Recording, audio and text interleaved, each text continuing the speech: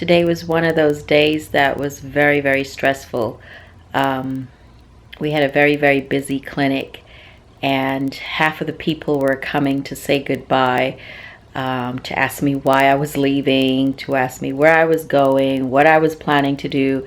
It was just really stressful, and the only way I know how to manage this is to be a little bit distant, or kind of removed from it all, because otherwise I would just be crying, and that's not going to work if I have to see one patient and then see another one after I finish crying or getting too emotional. So I tend to be a little bit distant, and very sort of professional, almost removed from the situation. But really emotionally, it was very difficult seeing so many patients, most of whom were very upset that we're leaving.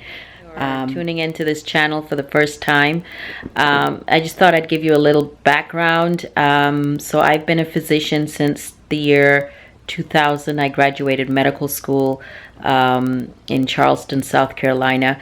I'm originally from New York, or did most of my training schooling in New York before Charleston, and after medical school did go to residency back in New York. So I'm married. I have 3 beautiful children. When we first moved to this small town, my kids were literally babies. My youngest child was about 3 going 4. Well, now my daughter is 14 and my oldest son is 16 going 17. So obviously, what we needed when they were that age, little little babies, and what they need now is totally different. We have really enjoyed living in the country. It has been an experience. There have been some good, there's been some bad, but overall I think it was good raising kids here, away from all the materialistic influences that the city may have. So we live in a big country house, and they have a huge yard and trees, and pretty much a very, on the outside, picturesque living. And I'm really proud of the lifestyle that we've afforded our children. And when I say lifestyle, I don't mean financial, because I don't think we are wealthy by any means. We are comfortable, but by no means wealthy. I will say my children are very well-adjusted, well-behaved, very well-centered, intelligent children. And so, living in a small town has definitely had its benefits. But now that they're older and they want to go to big schools, and pursue things like engineering, and opening up a practice can be very stressful, but closing a practice can be just as stressful. We're talking about, informing all your patients that you're leaving. So of course you're mailing them stuff, getting that all together, making sure your list is up to date. Then of course we're trying to decide, what do we do with all this equipment? We have exam tables that we purchased for several thousands of dollars. We have, diagnostic equipment hanging on the wall. There's so much that we want to either sell. Some things we're probably going to just have to give away and donate. But we have to get rid of all of this stuff, because I just don't think it would be wise to take it with us. And in the future, I really don't see myself having another medical practice and doing this over again. I just don't see that. I might work for someone else part-time, but the traditional, private practice idea or model right now just doesn't appeal to me, for different reasons. So anyway, that's a whole nother subject. So as of right now, we don't know where we're going to live when we move. I don't have a big job lined up, and that's okay. I'm really putting my faith in God, knowing that He has always blessed me. Clearly, I know I have the ability to get a job when I'm ready. Now it's really about trying to decide what kind of work I want to do. And I really am leaning towards something a little bit more creative on the artistic side. I'll probably still do medicine on the side, but I think I want to really explore something creative. I really am intrigued with this idea about having another profession, you know, in the same lifetime. Of course, medicine is something, it's huge. You spend most of your life in school training for this. It becomes this thing that just takes over. You put all of your self-worth in pursuing a medical education and a medical degree and being a medical doctor, and it feels like everything. Well, it's been 10 years now, and I feel like I did it, and I did it as well as I could, but I'm really just at the point where it's not satisfying to me anymore.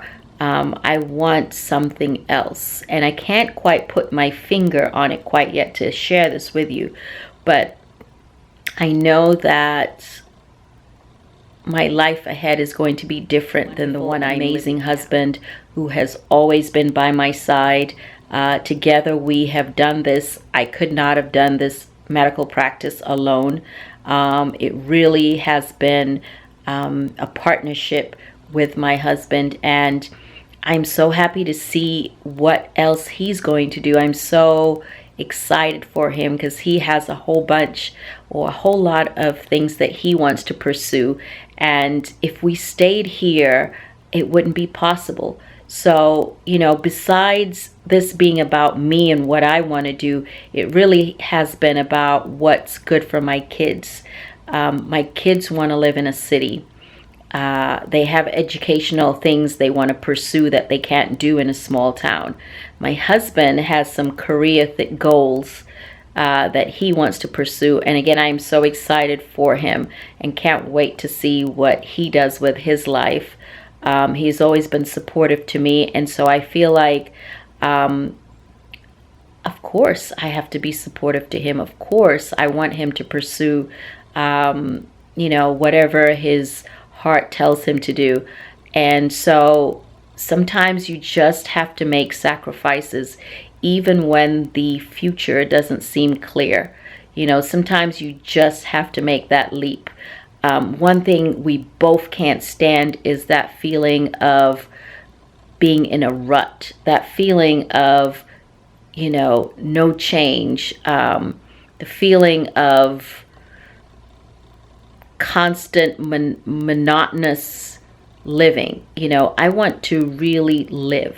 I want to be able to feel the way I felt back in college, or when I moved away from college and moved to California to live on my own and to go to school. That sense of a little bit of danger, but so much excitement and so much growth. You know, meeting new people, exploring new things. I don't think those things stop, or those feelings should go away just because you turn 30 or because you turn 40. I think I'm always going to be a student of life. And I think I'm always going to look for new challenges and a new way to see life, because there's so much out there. And I just can't imagine my life being stagnant, sitting in one place, not learning anything new, not doing anything different, just routine. I just can't. So the picture is not clear in terms of the future and what I'm going to do, what my family is going to do. But I will say that we will challenge ourselves. We will do something different. We will contribute to the society and community. And I hope you will tune in and follow our journey, because I'm hoping it will be interesting. Or good afternoon, wherever you are. For those of you that are patients of mine, this is Dr. Tunau, and I was just coming on here to thank you for all the gifts that you've been sending me. As you know, I am closing my practice after 10 years. of working and living in Scotland County. And it's been bittersweet. I am looking forward to the next phase of my life, but I'll be honest, it is also a little bit hard knowing that this is what I've done for the last 10 years of my life, and I am basically going to stop doing that and stop, you know, being your physician. But anyway, I just thought I would come up here and do something a little lighthearted. Thanking all of you that have sent me notes. Hey, Dr. Tunau, why are you leaving me? I'm going to really miss you. Please take care of yourself. I'm going to do the same. I will never forget you. Wishing you nothing but blessing. You will always be a part of my family. Sincerely, Haley. Stay in touch. I X'd out her address and first name, of course. Oh, well, that was really sweet, Miss Haley, and I hope you also see this video and know that I did get the note, and I really appreciate it. You were one of my first patients. I remember when I first started here, I got a call from the ER saying there was a patient that was going to be sent to me to establish, and her blood pressure was super, super high. So I take her phone number and I call her and I ask her what she's been eating, you know, and she tells me, oh, I was eating macaroni and cheese, I was eating collards, fatback, ribs. She just gave me like a list of about, I swear, about 20 items that she had eaten that day. And I remember being flabbergasted, like, oh my God, people eat that much? Really?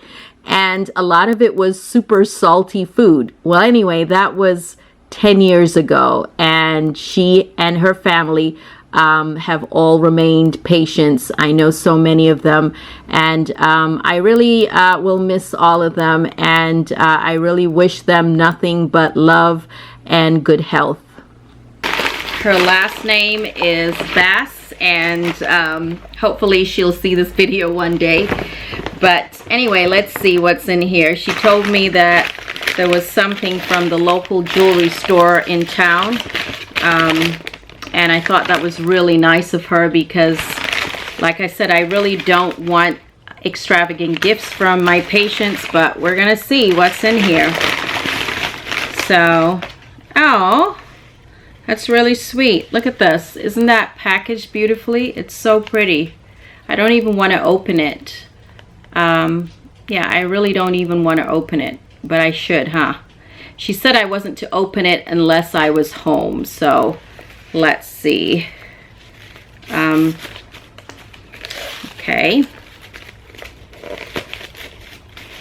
I'm almost thinking or channeling Casey Neistat. You guys know him if you're on YouTube or if you watch YouTube frequently. I'm sure you know who he is. He just kind of rips things off and you know, puts them to the side all excitedly. And this is nicely packaged, so I really don't want to rip it open. Okay. And it's in this really nice box. It has on here Bob's Jewelers. Can you see? So this is a local company in town, and actually the parent of the person who owns this jewelry store is also a patient of mine. Anyway, let's see. Oh, it's got on there, Saint Christopher Protect Us. It's a pendant, and on the back it says Dr. Tunau 2016. That's so sweet of her. That is so sweet. Look at this. Can you see? And on the back it says my name, 2016. So that's really beautiful. I really like this, and I really appreciate this, Miss Bass. And I did tell her that I was going to record it, so if you do see her, if you know who she is, please let her know that I really appreciate it. And then I have a card here. It says, to Dr. Tunau. Let's see, who's this from? So like I said, I just put things into the bag, not necessarily from the same person. There you go. And this is another patient who I was thinking I should mark out her name. All right, I'll just cover the bottom, and so you can see, you won't see her name. and it will come in handy for all of this stuff that I've accumulated. Okay, and it was in this lovely bag. Now it's interesting, today somebody drops off a bag in the front of our office, and it's actually of vegetables, so that's different. This is the South, and I often get vegetables or fruit. So look at this. This is actually zucchini. A lot of zucchini, and I think these are some cucumbers. So I appreciate it. Whoever dropped this off, they did not leave a note or a card, but I really appreciate this. This is going to make a good stir fry or salad. So yay. And yeah, it's interesting. Some patients do leave tomatoes. Some patients do leave me potatoes. It's been interesting working and practicing in the South or in the country. So you never know what you're gonna get, but I appreciate it all, and this is what's kept my family going. Goodbye. It's been real. Now let's go see the kids and Kenton and see what he's doing, trying to knock down the big sign in the front of the driveway. So we're gonna get rid of this sign because we're done. Done. Oh crap, did they just knock the sign down? My goodness, the sign came down. Wow, that was fast. Kareem, pick up that sign, let me see. He didn't use concrete. He didn't? I could have sworn I saw them use concrete. You sure? No, unless he did only for one side. Wow, she went down. That was, you made it look easy. You guys try.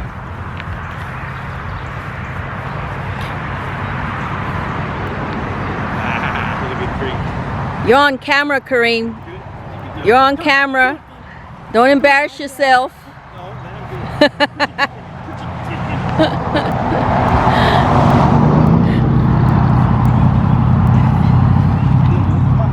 There you go, got it. Yay, we did it. Oh, Lord Jesus.